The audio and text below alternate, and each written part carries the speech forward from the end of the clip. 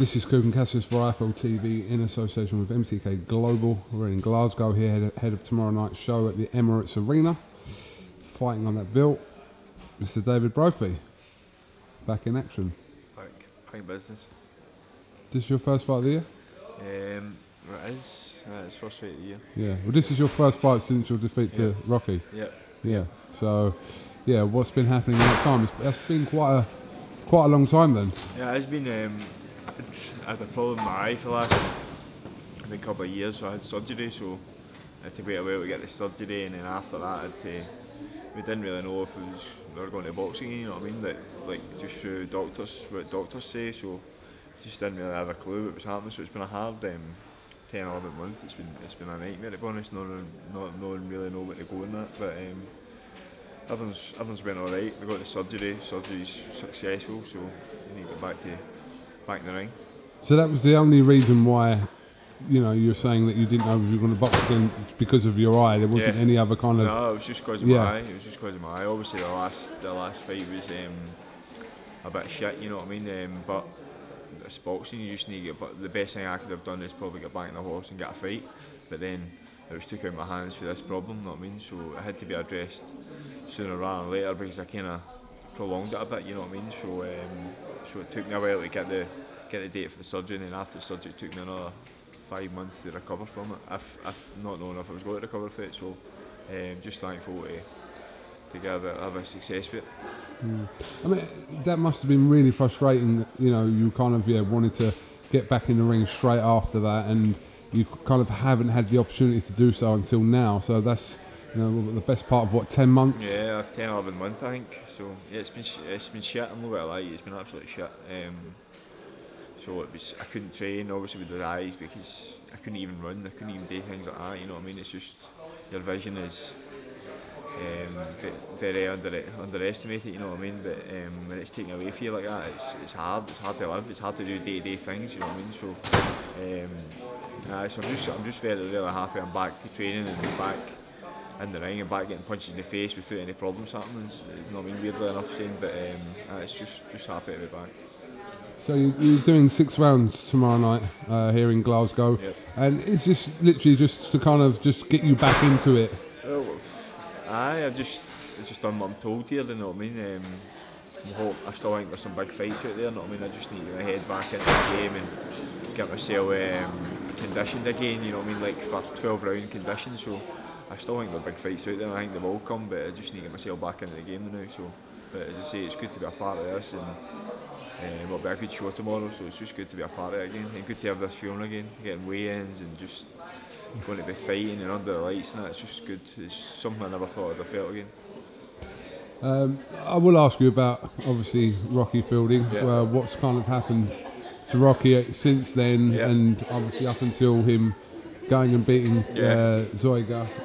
And I know what happened to you in his fight, but you must have some sort of listen, what's the word for it? You know what I mean? Rocky deserves it. You know what I mean? He done what he had to do in their fight. You know what I mean? It was just that was it. It was over just like that. But these things happen in boxing. You know what I mean? You just need to pick up and go on with it. There's been better fighters than me. It's happened to worse to them. You know what I mean? So, but for Rocky himself to go and do that in Germany, you know what I mean? It's brilliant. It's nothing more than he deserves. So I'm happy for him. I'm delighted for him, and there's no, I still class him as a mate, you know what I mean? So well, it happened to Rocky against Callum Smith, so you know he knows what that feeling's like as well. There's a lot of people tiptoeing about it and that, but it's a sport at the end of the day, so that's what happens. People win, people lose, people need to do their job, and other people don't get the job done. It's just the way it is. And that night, Rocky took care of business, and unfortunately I was the one on the other end of it. So it's just the way it is. If you want to progress, you need to walk through it, and it's in front of you. He done his job. He went on to win the world title. So good on him. I'm happy for him. I mean, you got to a certain amount of fights undefeated, and people kind of saying, you know, you need to kind of step it up, and you have stepped it up, and you know, sort of the calibre of opponents you've been in with the likes of George Groves and Rocky Fielding, but. You know, this is at that. You're talking about fighters at that top level, so there's no shame in kind of. I know this isn't probably feel like that for you, because you feel like you should be amongst them. It doesn't make it any sweeter. No, I mean, the only two people that speak me are world champions, George Groves and Rocky Fielding, but it doesn't make it any sweeter at all.